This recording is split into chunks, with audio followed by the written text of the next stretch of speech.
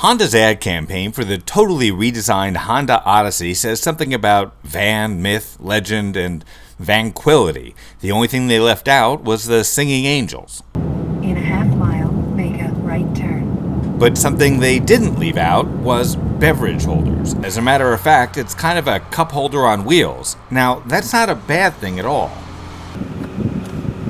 The Honda even has what they call a cool box. You hit this button right here, and inside it'll keep your sodas or your iced tea cool.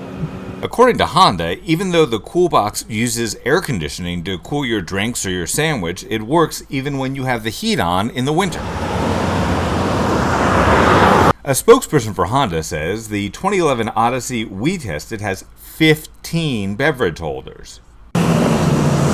Notice that I didn't say cup holders because some are for bottles, some of them even fit juice boxes.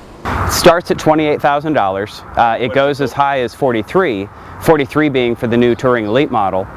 The very good thing about the Odyssey, though, is that starting at $28,000, you've got the full complement of safety features that we offer, whether it's front airbags, side curtain airbags. Chris Naughton is a spokesperson for Honda. The new folding seats here are even easier to use than before. They operate much like they did before. Here, you simply go like this, select the height you want, let go, stick that down like that. Same thing on this side.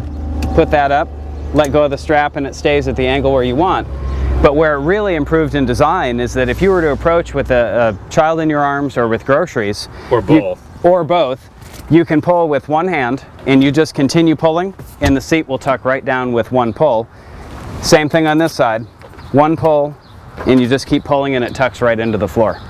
Much easier than a multi-step process like in previous generations. After all, the Honda Odyssey is all about carrying people and things to places. It's not designed to be a status symbol, a sports car, or a luxury car. But then again, it's lower, longer, and wider than the previous generation. It's a 3-row minivan, and yet despite being able to carry 8 people, it really drives smaller than it is. It feels like you're driving a sedan.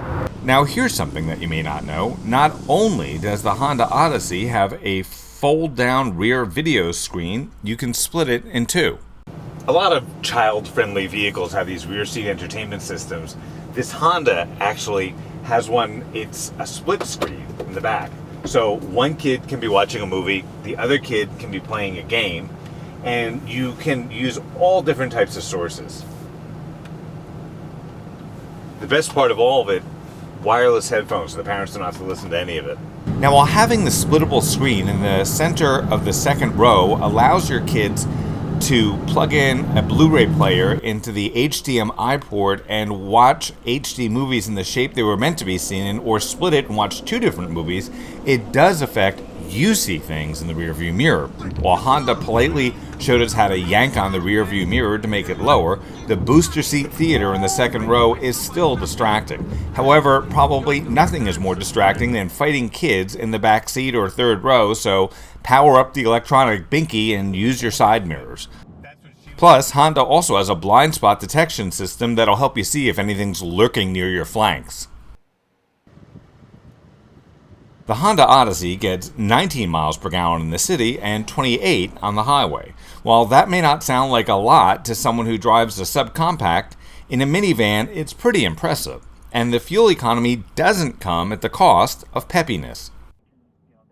Edmunds Inside Line put the 248 horsepower Odyssey Touring Elite at a 0 to 60 time of 8.8 seconds. The Touring Elite model, which is rated 19 in the city, 28 on the highway, is actually the best of all minivans on the market. Here's how they do it. It's not hybrid technology. It's a redo of technology we saw a few decades ago that had mixed results back then. But fast forward to 2011 and the current version worked seamlessly. Variable cylinder management. It's one of the ways we actually get better fuel economy with the Odyssey, and it's actually on quite a few other Honda models.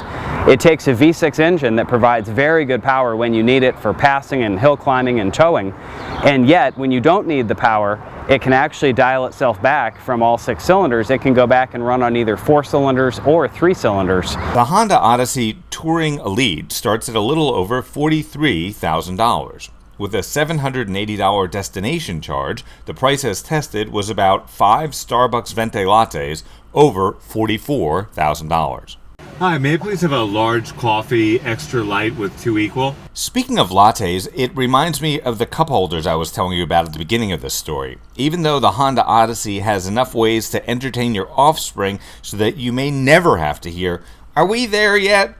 the 15 beverage holders may replace that with, "When can we stop? I gotta go." For Real World Test Drive, I'm Grant Winter reporting.